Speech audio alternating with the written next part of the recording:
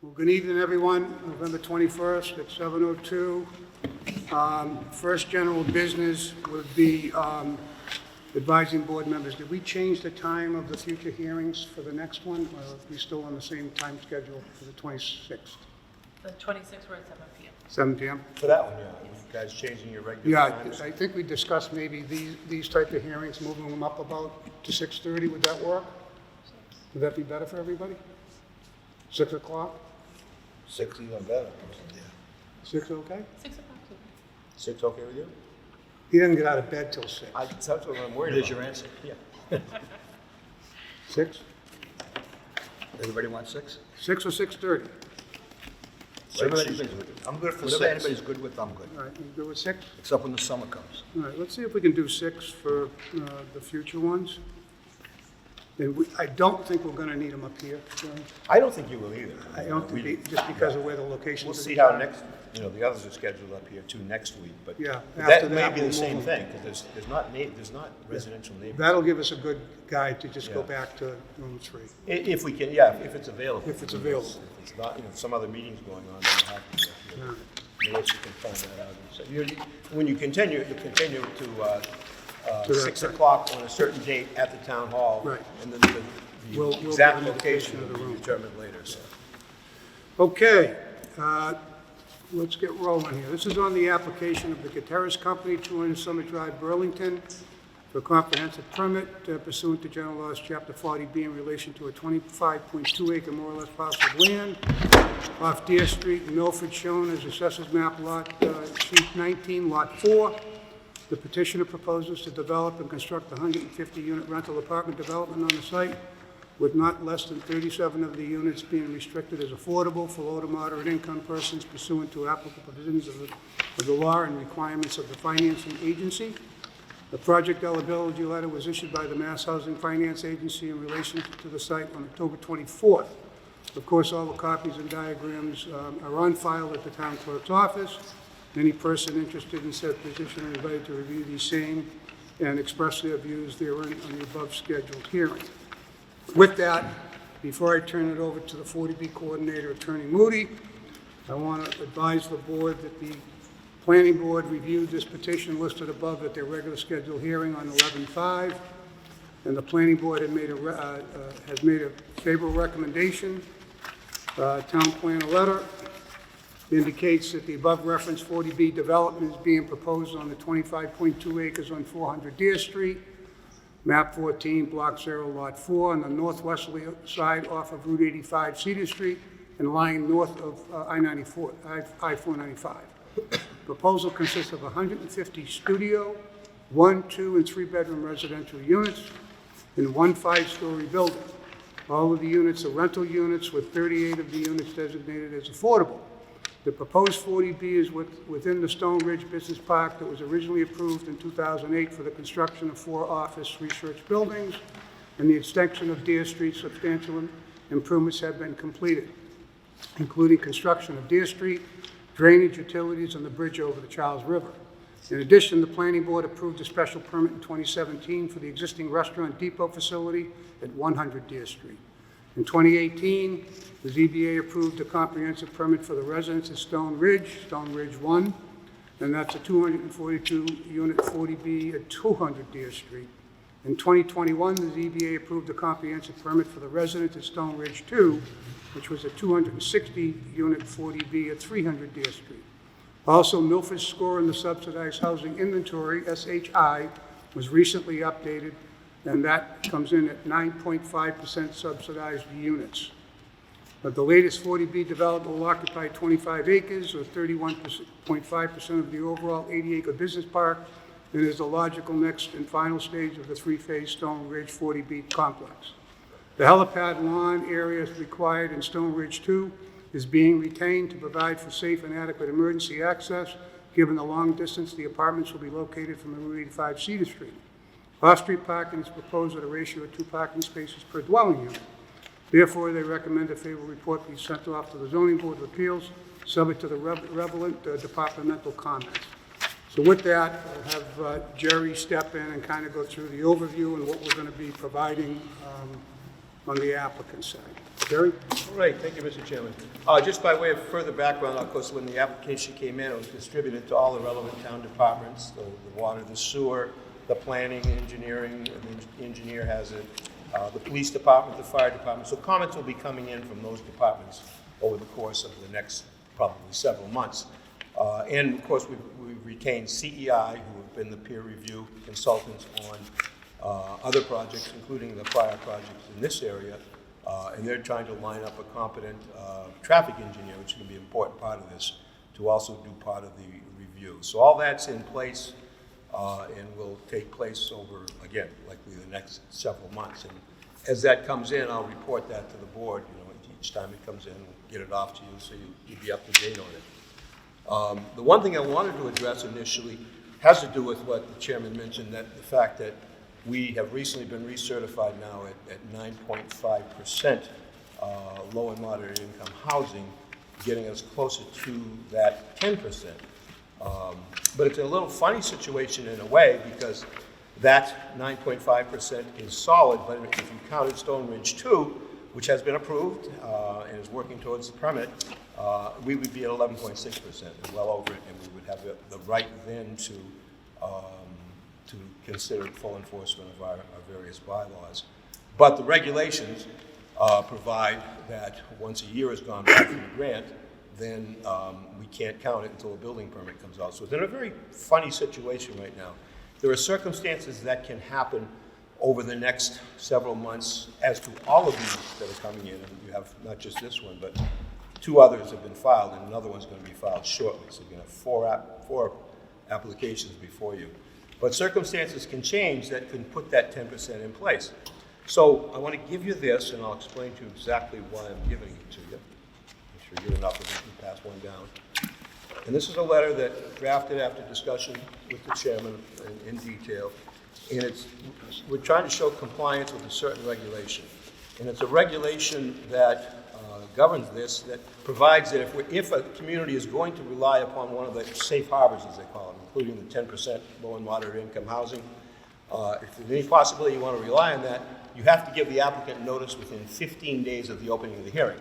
Tonight's the opening of the hearing, so theoretically we have 15 days to give that notice if we're going to rely on it. But again, we're in this funny situation where we're legally at the 9.5, although in reality we're at the 11.6. It's a very odd situation. So I would like your board to vote to authorize the chairman to sign this and give the notice, even though right now that may not have effect. But we don't want to be in a situation where we've opened the hearing, time has gone by, and something happens that causes us to then have a right to enforce that, and we've lost it because we didn't give the notice in the beginning.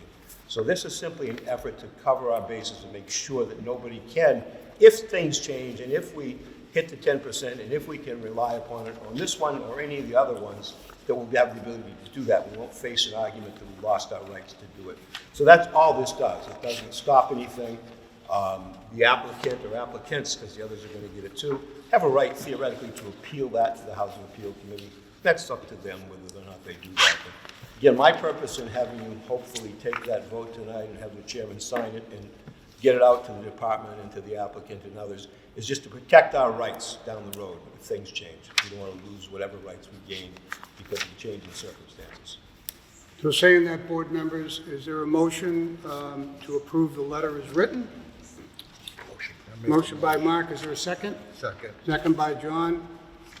Any comments, questions? All those in favor? Voice? Aye. Bobby? Yep. John? Dave? Myself? Mark? Yes.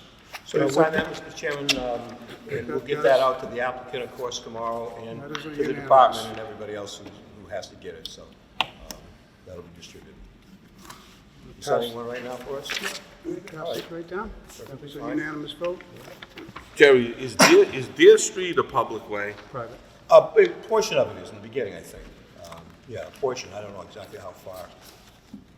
Well, do the school buses go up all the way, or do school buses pick up out on this? My understanding from discussions we had before is that I think they stop on the outside, they stop on Cedar Street, but I actually don't know that. I'm just recalling the discussions that took place before your board, I don't know, 6 months or so ago. And they pick up both sides. Yeah, I So think what we'll do for that question is, want to hear We'll from the school obtain, we'll department. obtain the answer from Yeah. from the legal authorities at Town Hall to see where that road starts and ends, public and private. But I believe it may go to Restaurant Depot. I've got the feeling it's somewhere in that range. I don't think it went much past that. Actually, the applicants can probably tell us that. I don't think it went much past that point, though. Well, they're paying for it, so they must Right, know, right. right? Where's it stop? Where's the public street The stop? street extension goes right to the, past the rest of the second exit, or the second point of access to the Restaurant Depot, and right at the Stone Ridge 1. All right, so it ends at Stone Ridge 1. Okay. But then any reason why a circle was never put in, like a turnaround was never put in? The planning board approved this way back. No, but when you approved Stone Ridge 1, why like a turnaround wasn't put in? They were all temporary. They were only built to a certain level. Why wasn't like something like that? Good question. Why wasn't that? Good question. But the aspects of the site plan, where's that GIS I gave you? Just so I can kind of clear you up. Which would be somewhere right here. Yeah, I got it. Yeah. So they own from here all the way. So, But if it goes to here, they could have done a turnaround like this, same like one, that. maybe. Okay, with that, let's, any other questions? Any questions?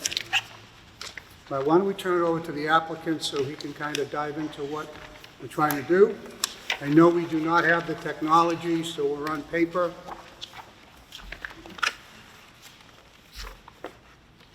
Okay, thank you.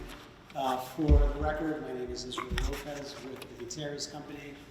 I'm with Dan Dudinsky, also with our company. Dan's been with the firm for over 10 years. He's worked on a lot of ground-up construction projects and also does development, and will be working with me on this project. I'm sure you'll hear from Dan at future hearings. Not here tonight is the rest of our design team, but we do plan to use the same civil engineers and traffic engineers and kind of the same group of consultants that we used on prior projects, and we hope that'll make the process smoother, and we obviously work with the town to go to the town. I want to just first start off by saying that I acknowledge and understand that the board's probably surprised that we've put forth another residential project on the remaining parcel of land. In all honesty, I wasn't expecting that we would be putting forth another residential project either. But the market continues to have a very strong appetite for rental housing and for housing in general. What I thought I would do tonight is just give a very high-level overview of the project. I know many of you board members are familiar with the site, so I thought I would just keep it more or less high-level and go through some of the materials that we've provided as part of the comprehensive permit application, and of course answer any questions. And then I hope that by the end of the process, the town will agree that this is a well-conceived project, and this is a good location for residential housing in Milford. So I've provided a handout, which I think everyone has a copy of. It just has a few slides, and the first page is this, and the first slide on it just has a few bullet points. Quick question before we get going. This is a site overview. Do you actually have a site plan? I don't have the engineered plans printed out with me tonight. Well, we have them back here, I think, if you want to look at the big Yeah, one. I just want to look at the big site plan, because based on the Stone Ridge 2, is the heliport currently on this site? Is the proposed Stone Ridge 3? There's two emergency evac areas. There's one on the Stone Ridge 1 site, and then there's one that straddles the Stone Ridge 2 and the Stone Ridge 3 site. It straddles the property line. This is the heliport site that we have? Yes. That's, Yes, if you look at page 6 of the handout, there's a blow-up of the site, and there's a circle. There's two circles. One is the 100-foot radius or diameter, and then there's the 150-foot diameter, and it's in the kind of straddles the Stonebridge 2 and the Stonebridge 3 site. You said page 6? Page 6. Yep, up there, it's two-sided, so it's Oh, right there. Sorry about that. all right, so can you show that to me again? Yes, so the circle is shown in a light gray line. Yeah, I see it, It's okay. in between the two kind of straddles where the property line is. So it's a portion of Stonebridge 2 and the proposed Stonebridge 3 right now. Correct, so there's an easement that's currently in place, which preserves that area. Okay. And we knew that that was very important, and made sure that we incorporated that, so there's nothing that can obstruct that area, and so it's shown as green space, with a portion of it being in the driveway. And the width of that street currently is how many feet? 24 feet? 24 feet, and that goes from Restaurant Depot up to Stonebridge 3, right? Correct. I believe the width is 26 feet with a 2-foot, 1 foot. Pavement. Yeah, pavement width is I believe. Okay. So Dave, so that's the helicopter pad with the driveways, right, using the driveways as part of the circle, is that correct? That's right now is the pad, but again, he's now incorporating Stonebridge 3 on this. Yeah, but how can you have Some of that- how can you have a helicopter pad in two sections of the driveway? Well, again, that's what's in place right now for Stonebridge 2. So this looks like this is now becoming a part of Stonebridge 3, is that correct? Some of that? Correct. And that location hasn't changed from where it was approved in the prior plan, so. the Right, but it's going to be Stonebridge- modified with this. It's not going to be modified. It's, There's a roadway going through part of it right there, right? I don't know how you right? Yeah. Well, those are some of the comments we have to get through. Yeah. Exactly. Okay, I'm sorry, go ahead. and we're happy to follow up on that. We have sat with the fire chief, Nelson, and he's aware of this location and approved this location in the existing agreement. So we're not looking to change not looking to change this diameter or change the location. And it's shown as it was previously approved. So, so just to, I guess, continue with the presentation, I'm sure the board is aware of kind of the strong demand for housing. You see it obviously in the other projects. To provide a couple of bullet points around that, Massachusetts has the 5th highest housing cost in the country. The cost of homeownership has increased 70% since 2021.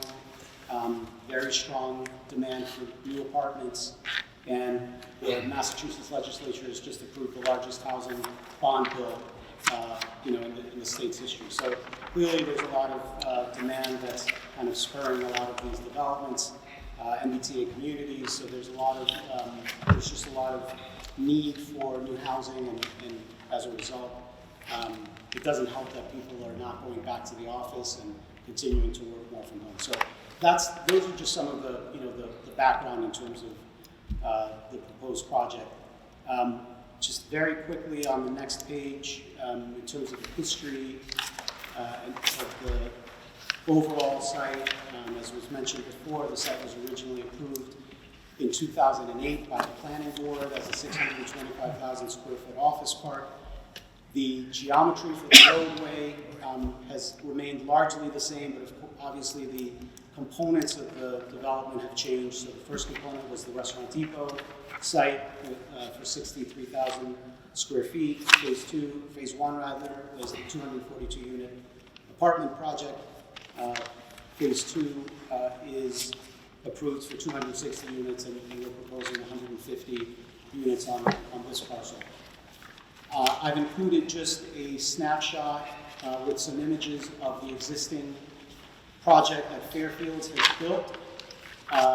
It's a very high-quality project. You can see the amenities and the level of finish of the units, the common area, and interestingly, on Google, it has a 5-star rating, which I thought was interesting, and that project is close to 100% occupied.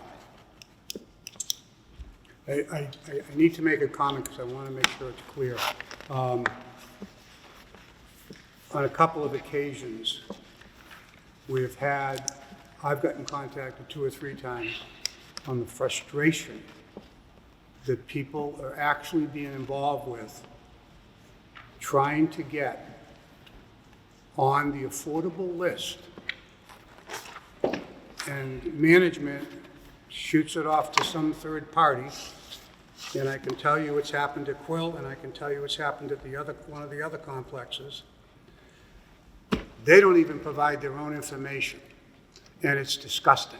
And I have a real bad problem with it. I want to see exactly who's going to be handling the 40B process, and who's going to be in contact with it, because supposedly it's supposed to be a separate format to go down that road. But the frustration that these people have gone through, they don't even return a phone call. They want all of your information, but they do not even provide a cell phone number or an email, and they provided a first name. That's what they provided, a first name. It was frustrating. It took 3 days for the management side to get back to this individual to talk about renting an apartment under the Affordable Component Act. That is not acceptable. And I am not going to go down with another application until we identify how that's going to be handled, because it's ridiculous. And if a veteran has to go through that, that's really frustrating. So from that standpoint, on 2 different occasions, it was a nightmare for these people, and I don't expect that should ever happen. So that's a comment concerning the way that process was held, and it happened on more than 2 occasions, I've told, and they even provided the procedure of what they had to go through, and no one would give a last name because they probably have some woman sitting in a different state taking the application, and they don't want to provide their personal information. They're just a remote worker. So I want to bring that up because it's a problem, and I want it addressed, and I think we need to go back to these ones that have already been approved, and I want some communication with someone that's going to be in charge of that and how they're going to disclose their information and their turnaround time. Because one person, 3 days, and the only person should give her first name. Her first name was Kim. She wouldn't provide her last name, and besides a general email, she wouldn't even return a call. It was ludicrous. So if that's going to happen to our veterans and our people that are looking for affordable housing, it's not acceptable. So I made that comment, and I wanted to get that out there because, you want to build these things, but it's got to be a little bit easier for the applicant under the 40B guidelines to be able to rent an apartment and not go through 3 days of frustration to try and talk with someone. So saying that, I'm sorry, go ahead. It's not against you, but No, fully understand, and I can appreciate that, and perhaps this person was elderly and wasn't as good as being able to navigate through the whole process, and I'm sure it can be no, actually, frustrating. both of them are pretty intelligent and could clearly do that. But go ahead. Anyways. So just on the following slide is just the site plan overview, which shows the entire site with the various components, the access road. Access to the project would be provided by extending Deer Street from the phase 2, the point at phase 2 where it abuts phase 3. There was a culvert that was constructed that's in place currently, and essentially the roadway would veer off into that phase 3 site from that. Once you cross over that culvert, Much of the lot for this phase is conservation land, so there's about 12 acres of the 25 that are conservation. So, quick question on the conservation land. Is it all wetlands when you're saying conservation? No. Or are you saying So- because it's in the flood zone? No, conservation just meaning that it cannot be built upon. It's been deed restricted in perpetuity as just open space land. And who did that? Conservation Board, or you did that? We did that as part of the overall approval for the overall site. So in total of the 80 acres, there are about 30 that are conserved, so no building on it, which consists of the large portion up at the front of the site, and then, you know, this essentially this long arm Right. at the northern portion of the site. So all of that land is non-buildable land. Some of it is wet, but regardless, it's all conserved, and then the buildable portion is where the building sits. And then just,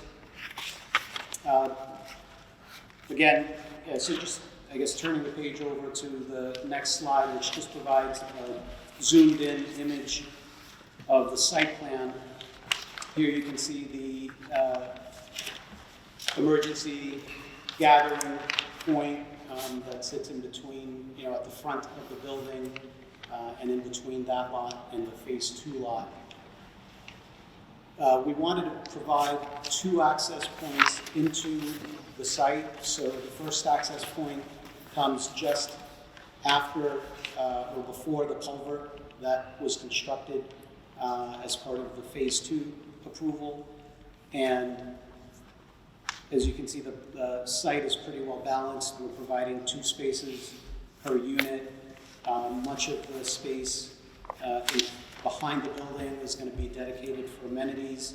We're going to have an area of just open green space.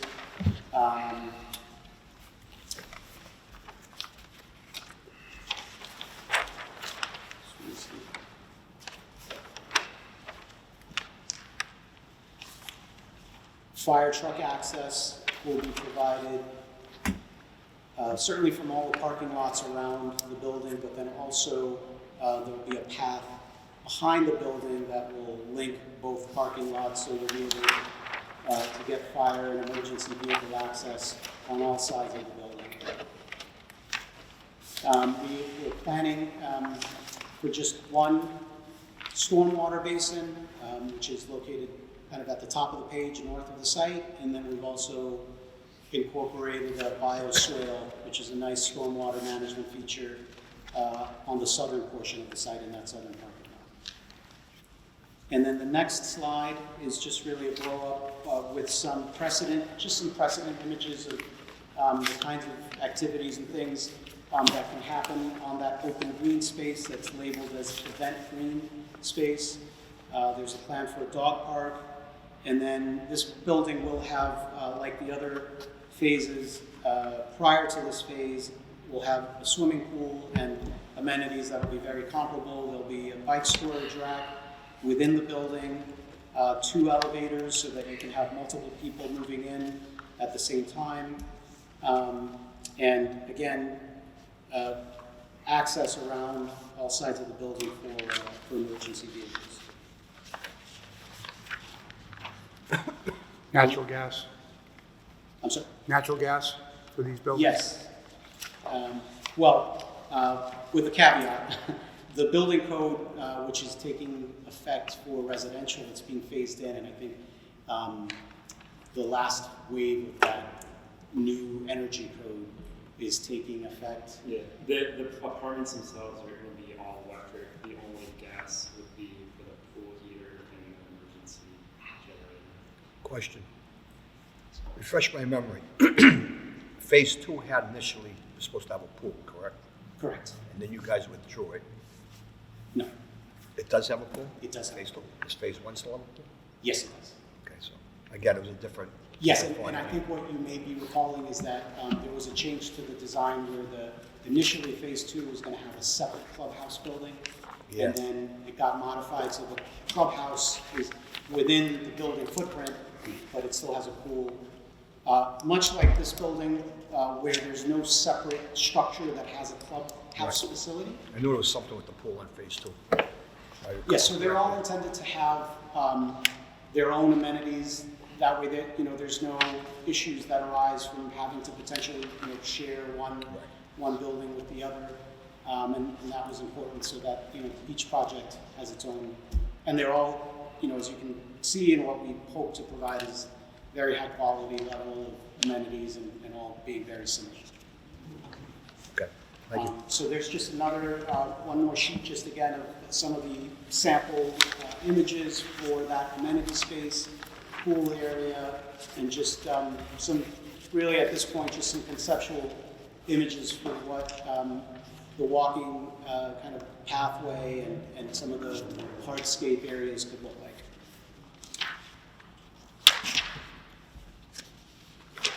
I'm going to skip to page 10, which has the unit mix, and it just shows the table with the number of units in total and then the breakdown between the different unit types.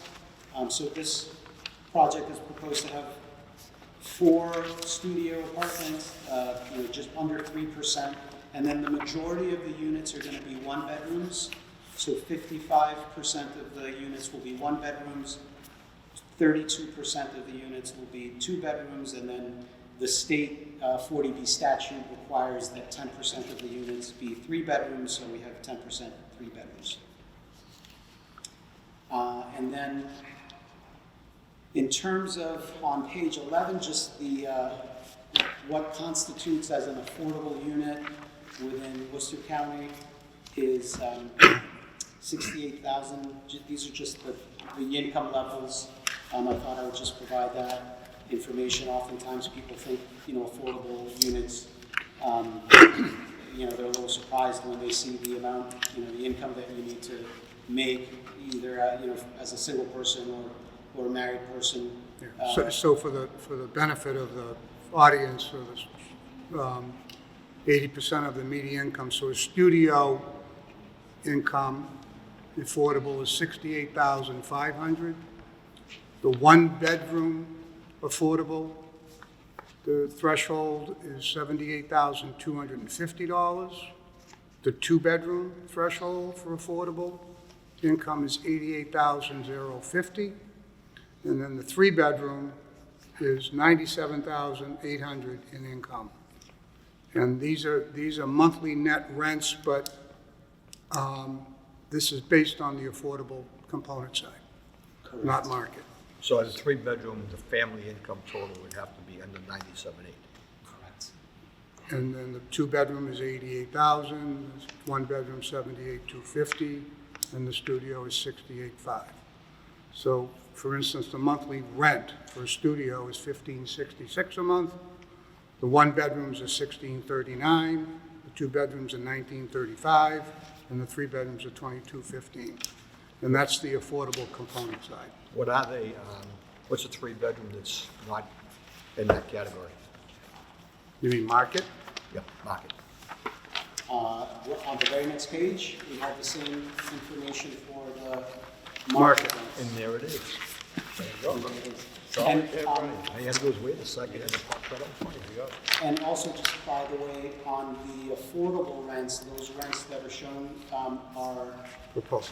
net of utility reimbursement. So the rent is actually, so where it says, for example, $1,566 for a studio, that rent is really more like, call it $1,700, but you can only charge $1,566 because you have to deduct what that person will be paying in utilities. So there's a utility deduct From that. from there that's reflected in this number. So this is the net number that they would pay in rent, not including utilities. And under the market rents, that's not applicable. Correct. It's not applicable for the market rents. Well, that 3788 on a 3-bedroom could very well be 4,100. Correct. And I believe, Dan, you also looked at the rents at the Fairfield, the existing phase 1 project, and these are in line with So use these basically within the inline of that, I'm sure they're all competitive. okay? And that's really it in terms of our presentation. The next slides just provide some renderings of the proposed building. We intend to have the same kind of design aesthetic, high-quality materials, a palette of colors that match, or at least, are in line with what's currently there in Phase 1. And we know that this is a long process. We know that the town's going to have a lot of questions. We know that we're going to have to meet with all of the town departments and make sure that everyone is comfortable with what we're proposing. There'll be lots of questions. There'll be lots of review. We've already gotten some comments from CEI, which we will be responding to. There's some additional stormwater testing or soil testing that we need to do in order to prove out the stormwater design. So I know that's something that CEI will be looking for. Are you updating wetlands as well, or? We are updating the wetlands as well. So there's an existing delineation that was done. That's in place. Knowing Elizabeth Manini, I know she's probably going to ask for that information to be updated. So we've taken the liberty and we've gone ahead and we've updated it in anticipation of, having to present that information. So we plan to sit with her and with the fire chief and police chief and anyone else that we need to. So I'll make a comment because it's been on my mind since we first got this in. I mean, I'm aware of the code changing from natural gas to electric. However, we have the other projects already approved on natural gas. We have a street that doesn't really meet standard street standards, and now we're going to try and add another 150 units. And my biggest concern, if one of these buildings, God forbid, blows up and that street's blocked, one helipad is not going to get 1,000 people out of there, or 1,500 or 2,000 people out of there. I have a concern about that, and it's a real concern, especially when I have to turn on the TV news last night and 3 buildings blew up because of natural gas disasters. So I'm really worried about safety, and I'm putting that comment out there right now, because I don't think one helipad's going to be enough if we have a disaster. Didn't we have this argument with the Army Corps of Engineers about putting a second exit in that place? And they No. said one was, yeah, I think we did. And they said what they built was fine, that little bridge. Again, I agree with you 100%. it's a safety issue, and That's a lot of people. for I'm one really exit. concerned about that, so I am going to take a set of this and take it home and kind of dissect it myself and just kind of think through all of this. But this is why you're here, so you can present this in front of us, and if board members have any comments or questions, now would be the time. If you have any comments or questions concerning, I got a question. Jerry, in a situation like this where we're at 9.5% and we're 60 units almost away, like how would Mass Housing look at this if we approved this project and just approved with 65 units? It's hard to say. It's a difficult one to answer. We know that it's about 65 to 70 units would probably put us over the top. So if we granted this one or another one with a condition on it that it being that, I think there's a good argument that we would prevail on that, but I can't guarantee it.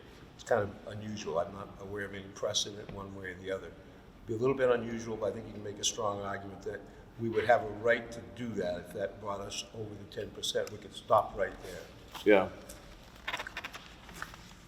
My suggestion at this point in time is you schedule a meeting, and I'm suggesting after the first of the year because of the holidays. A lot of people are going to be doing a lot of work on this, and CEI is going to need a lot of time, and their traffic engineers are going to need a lot of time. yeah, speaking with Police, CEI, fire, they need sewer, time. They need time, yeah. So we got traffic, we've got. You're going to have several meetings on this for sure, and the other ones too. So, I give my suggestion is sometime after the first of the year to pick up the next meeting. There should be a lot to work on at that point in time.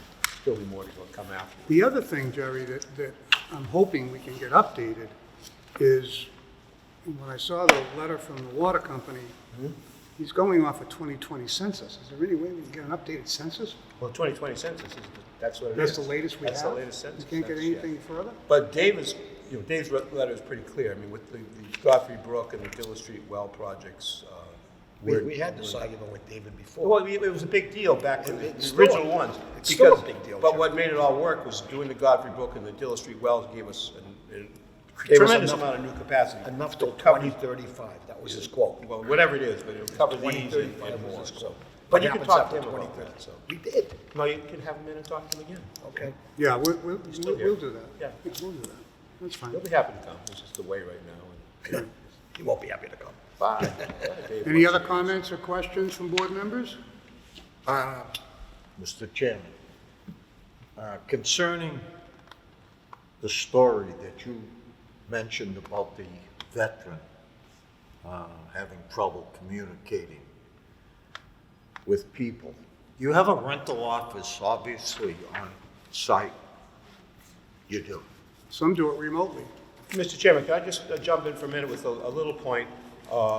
When it comes to the affordable part of it, my understanding has always been that there's an agency that sort of governs that and controls it. It's not in the hands of the developer. Correct. For the affordable units, they have to, under the regulatory agreement with the Commonwealth, they have to engage a firm, and I think, does the name CHAPA make sense? Yes. That's one of them, and maybe the only one that is in charge of the decision-making on these things. So the developer generally is out of that picture. It's this CHAPA group that is in charge of that, and also, all aspects of for The affordable communication for units. those So, affordable I'm people not- and. Yeah, I mean, it should be delved into a little bit. Maybe you need a better understanding of it. I certainly do. I've never really dealt with it that much. It was frustrating, and I think, I think know it's it's not probably- on the developer side, but Yeah. it's the affordable component side. There You're may right, be a- Chapter. there may be But ways- there's other agencies besides them, and. Well, there may be. I can tell you right now, they weren't dealing with anybody Yeah. they were dealing with someone on the West Coast. Doesn't the wouldn't property management, No, again, it's a state, it's The all affordable side. prescribed by state regulation. And it has to be done by one of these groups that are usually a nonprofit organization sanctioned by the state to take it out of the developer's hands because the state doesn't trust the developer. So they put it in the hands of this third-party agency.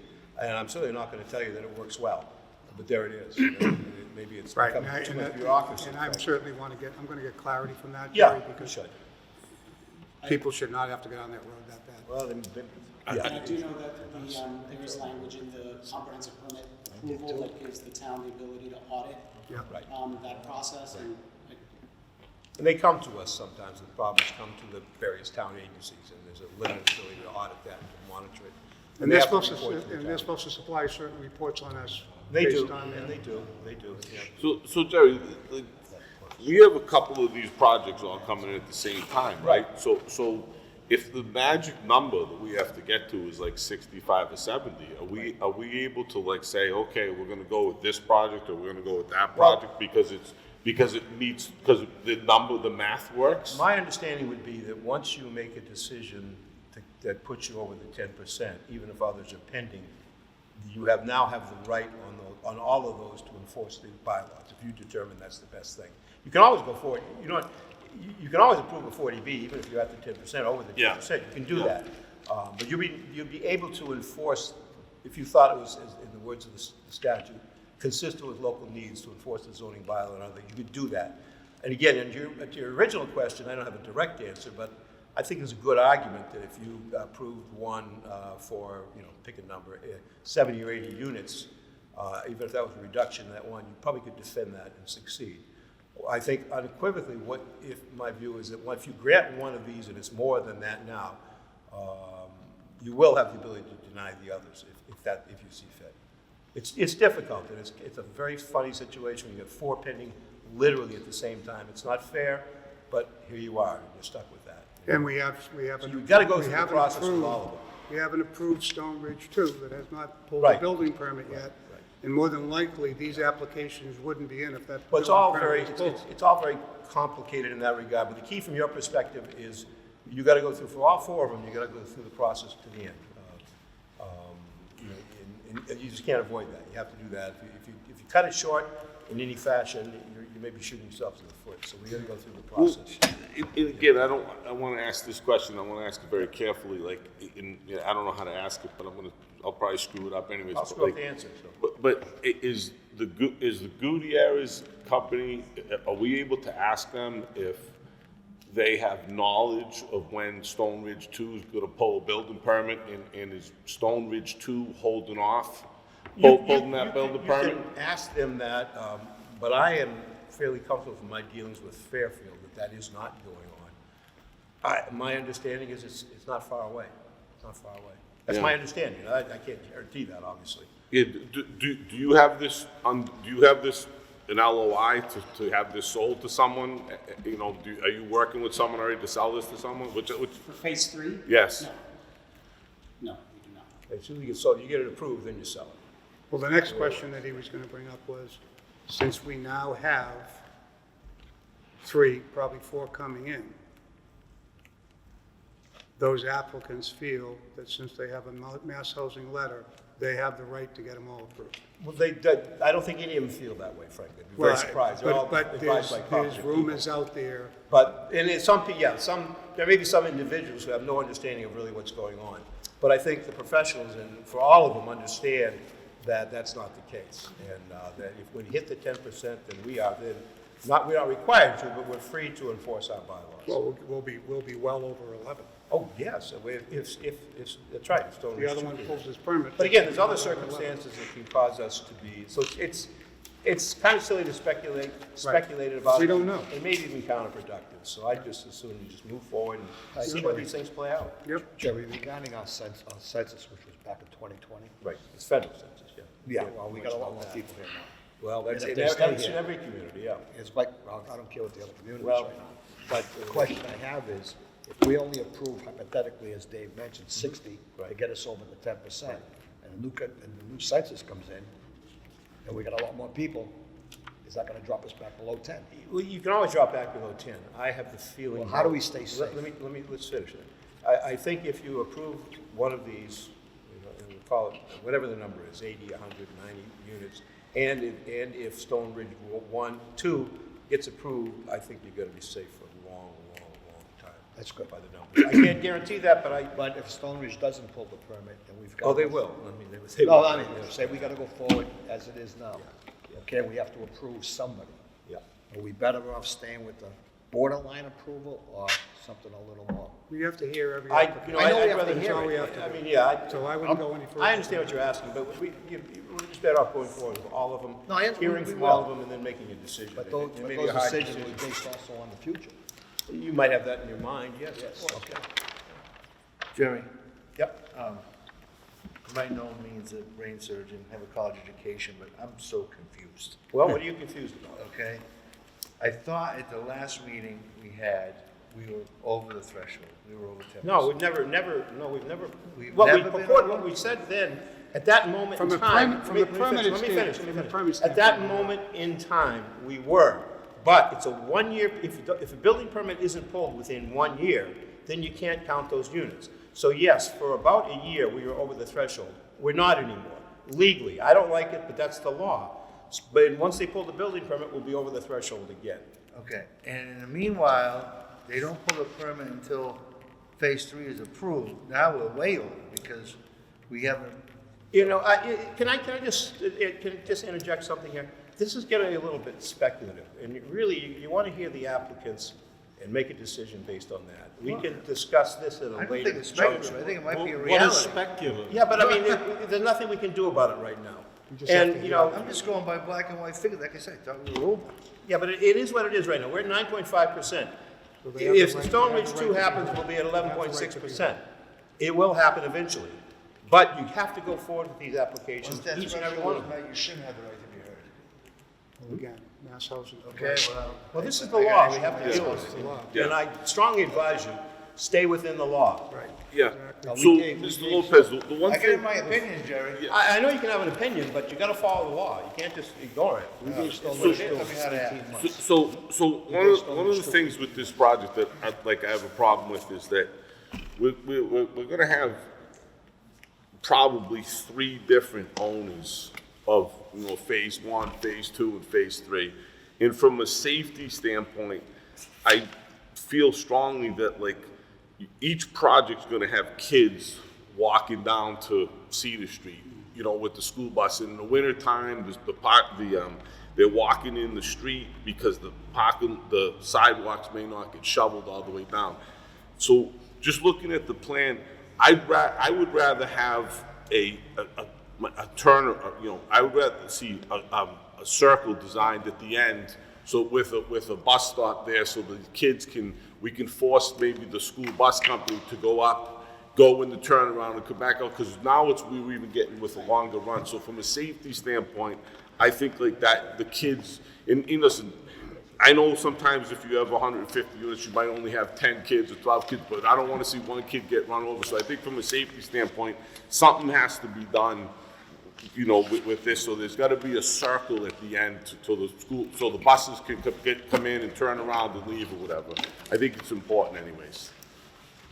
Absolutely, we're happy to work with not only the town, the bus department, the school bus department, or company, rather, but also Fairfield. Well, it also helps because right now, the way people deal with their children is they're in a car and they go to the end of the street Right.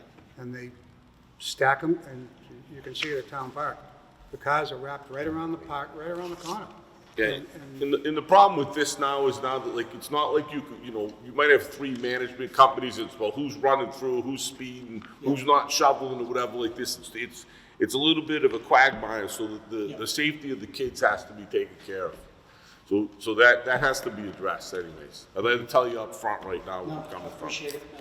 We'll certainly, Yeah, And along those same lines, I think we spoke about this in phase 1. We talked about some type of shelter at the end of the road on 85, where kids can stand under that in inclement weather, waiting for a bus. I know the operation on Birch Street put one of those in, yeah. and certainly, I think, Is that part of the site that's controlled by Restaurant Depot towards Cedar Street? What portion, Like down on 85 is no, that's shared, so that's common area, okay.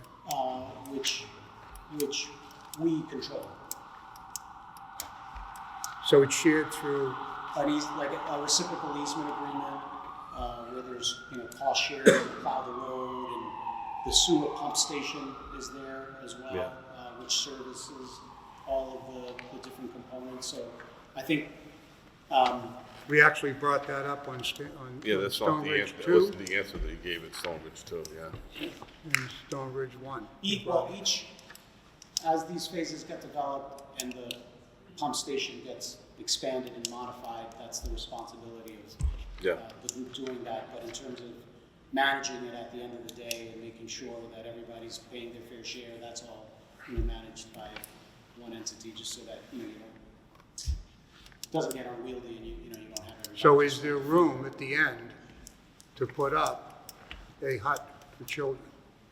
Certainly be something that we can look at for sure. I would like you to look at that in coordination with the others.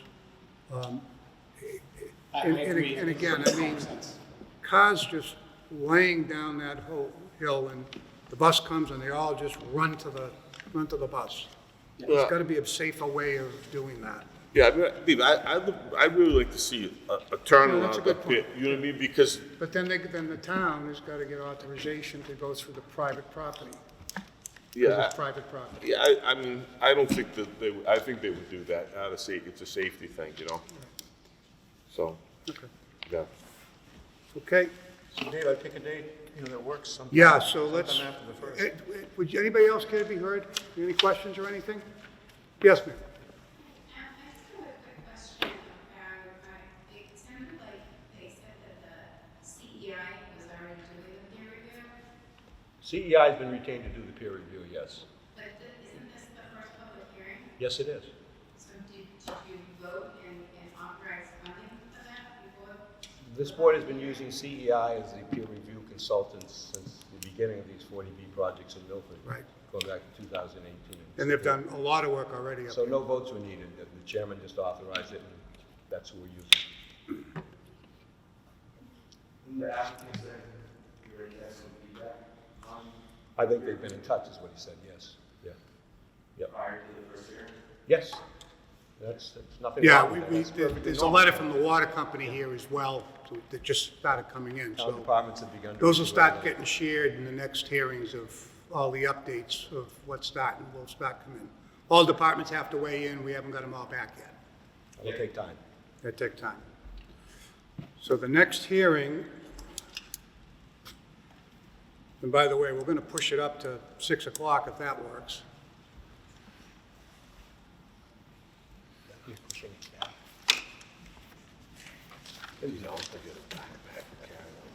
Well, Jerry, we're in January. You know, what works? I mean, obviously after the first, but, you know, whatever the board members think can work after that. Well, historically, we have our DBAs on the 16th. So before or after, I mean, maybe a little bit before? Can you do it the 9th? Yours is the 9th. I was gonna say, our next regular one is the 9th, In January, so we'd go the following week to the 16th. 16th work? 16th work, which is a Thursday, January 16th, Yeah. pending any major snowstorms. Oh, yeah, we're gonna have big snowstorms. So we'll plan that at 6 o'clock on the 16th. The room will In the be, town hall, we'll decide. we'll which just room. decide what room. Right. And on the 9th, is that 6 PM though? 6 o'clock, yeah. No, the 9th is the regular 7. You okay with the 16th? Yes. Or are you in Barbados, or? No. I wish. So we'll continue to January 16th, which is a Thursday, at 6 PM. Okay? Very good. So board members that are on this board, this is, you need to be at that particular hearing, because once you start on this hearing, you can't, you gotta be on this hearing. Okay, John? We're gonna start getting paid for these meetings. Oh, you're gonna pay you big time, yeah. Yeah, we're gonna get a vote going. Thank you. Any other questions, comments? Good. If not, I'll take a motion to adjourn. Have a motion? Motion made. Motion by Bob to adjourn, second by Dave. All those in favor? Aye. That's unanimous. Thank you, everyone, for joining us. Have a great night.